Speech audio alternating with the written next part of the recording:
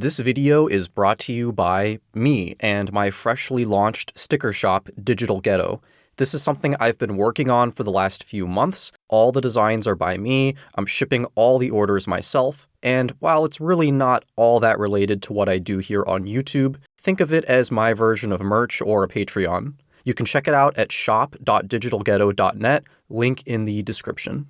For the longest time, I've wanted a nice pair of derbies, but I just never found anything that suited my specific taste. I find that most derbies are either too insubstantial or too bulky, and the shape of the toe box can often be unflattering, like on a lot of Guidi's models. After being extremely impressed by the Tornado boots, I decided to look into CCP's derby offerings, and settled on this pair, the Officer Derby, as it gives me everything I'd want from a general-purpose derby while still having a unique identity, the latter of which is pretty much a given when dealing with CCP items. Just like the Tornado boots, these come in the signature rice bag, though it's much smaller this time around. I mentioned that I find this to be an underwhelming unboxing or unbagging experience, but this specific model addresses that with this giant metal meat hook that came skewered through both of the shoes and two eyelets on the bag itself. Much like the hardware on CCP shoes, the lock was intentionally tarnished, and it also features CCP branding. I was informed by a member of the CCP Discord that this is not some weird meat hook unique to CCP, but a reference to a piece of German army gear meant to serve as a duffel bag lock. It was already cool when I didn't know what it was, but this origin is very interesting, and it's yet another example of Bundeswehr gear having an influence on civilian fashion. In hindsight, though, it seems obvious given that this model is called Officer Derby and its sister boot is called Combat Boot. Also included is a model tag and a booklet which lists the materials and methods used to construct the shoes, as well as some instructions on care. At first glance, these are incredibly straightforward shoes. The silhouette is that of a quintessential derby, but the overall design choices and smaller details add up to make this a very distinctive take. First off, these feature what appears to be a one-piece upper construction, which is always impressive to see from a craftsmanship perspective and guarantees a certain level of inherent durability. But it also gives way to a unique design element. The lacing system is simply the upper folded in on itself. Interestingly enough, there is another CCP model that utilizes this technique, the aptly named folded derby. But this is a technique that you're unlikely to come across elsewhere. Compared to the folded derby, I find the execution of it on the officers to be far superior due to the much thicker and more structured upper. The leather code for these is Kors, which is horse, and happens to be the same as that on the Tornado boots I reviewed, but there's definitely some differences here.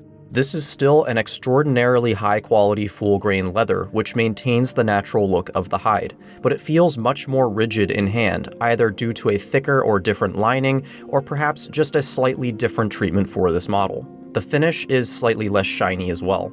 Part of what I love about these compared to other derbies and even other CCP derbies is how substantial they are, and they have that look because of the way the upper maintains its form. These are not going to break in and suddenly become floppy. In my Rick Owens boot videos, I've mentioned that this more stiff treatment tends to lead to a less materially luxurious leather, and while these are not as impressive as the Tornadoes in my opinion, this is still a really nice leather in hand, and it looks different. It does not look like a normal pair of luxury derbies, and they feel robust. I know they're going to hold up. However, I do have to call out one scratch that I don't think happened during the life of the horse. Perhaps it happened in shipping or accidentally during production. Either way, I wasn't happy to find that. The overall shape and size of these is a bit larger than I was expecting, maybe 10 to 20%, which maybe shouldn't have been a surprise considering that these are essentially a low-top version of a boot. But they're still within the bounds of being a derby. It's not to the point where it's comedy-sized like Balenciaga. Outside of the lacing system, my favorite part of this upper is easily the toe box. It's pretty much perfect for a derby. It's slightly pointy without doing the witch's boot thing, and it's not rounded like Guidi's, which look a little clownish in derby form. They definitely have a slightly militaristic edge to them, maybe even a little punk due to their large footprint, so they don't look like dainty dress shoes, but at the same time, they're still elegant enough to not be a decidedly dark or gothic piece. These very much have that CCP effect I noted before, where everything looks, as I would describe it, almost museum grade. They look kind of old, and not in a pre-distressed or aged kind of way, but in a these do not look like a product of the modern world kind of way. There's something very natural and organic about them. I get a bit of that light fantasy feeling from them compared to the dripped tornadoes, which were definitely more evil, more of a hard-edged, dark medieval fantasy, if that makes any sense. The laces themselves are definitely a standout design element here as well, really completing the distinct look of these shoes. They're quite thick and rope-like, finished with a tarnished aglet with the tassel-like frayed ends protruding out. Laces aren't something that I usually spend a lot of time thinking about, but they're doing a lot of heavy lifting for the look here, and I often find that other more chunky derbies tend to go wrong by having normal, thinner laces. Part of what drew me to this model was its pre-installed crepe sole. I unfortunately don't have a cobbler that I trust with shoes like this, so models that come with bare leather soles are a non-starter for me at this point in time. I've never had a shoe with a crepe sole, but I think it suits these really well. Something like the Vibram sole on the Guidis I reviewed would just be too modern and aggressive for a design like this that feels more organic and warm, and it just looks cool and kind of traditional. While it is surprisingly comfortable, the crepe sole is not necessarily the most practical thing in the world. It's going to wear down like an eraser, and it lacks a tread pattern, which makes these ill-suited for inclement weather. But a crepe sole can easily be replaced, and again, I can't imagine these with a more modern rubber sole on them. It would just be wrong. Just like the tornado boots and really all CCP footwear, these feature Goodyear welted construction with a stacked leather sole, along with the signature exposed shank, which is actually visible on these thanks to the lack of drip.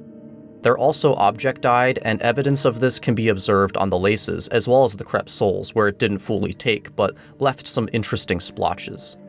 These are color 10, which is black, and once again, it is just the most intense pure black you've ever seen, and thanks to the object dyeing, it is uniformly so throughout the entire shoe.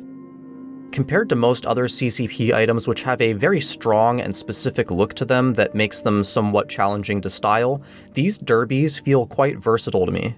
While the materials and construction are exotic, the size and silhouette are such that you could wear these as sneakers if you wanted, pairing them with something as simple as jeans and a t-shirt, which is definitely not something that can be said for the tornadoes.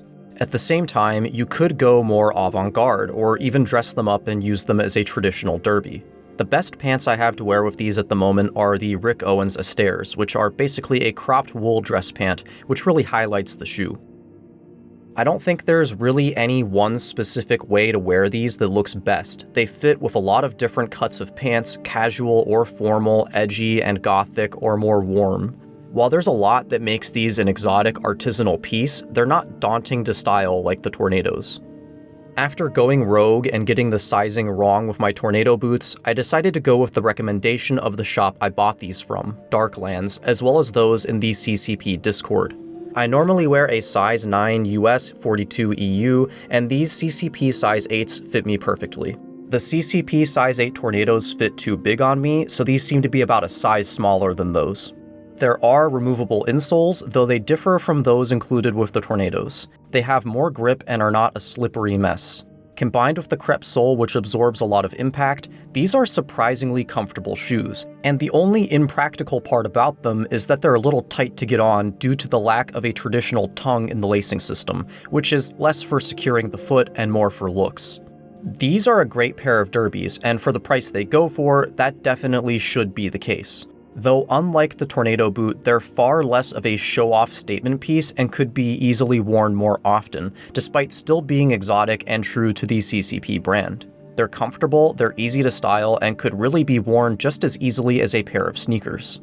I think I'm going to get a lot of wear out of these. I definitely recommend them, and these might be a more palatable starting point or end point depending on how adventurous you are, compared to many other CCP items, which tend to be a little less practical, more difficult to style, and more intense in tone.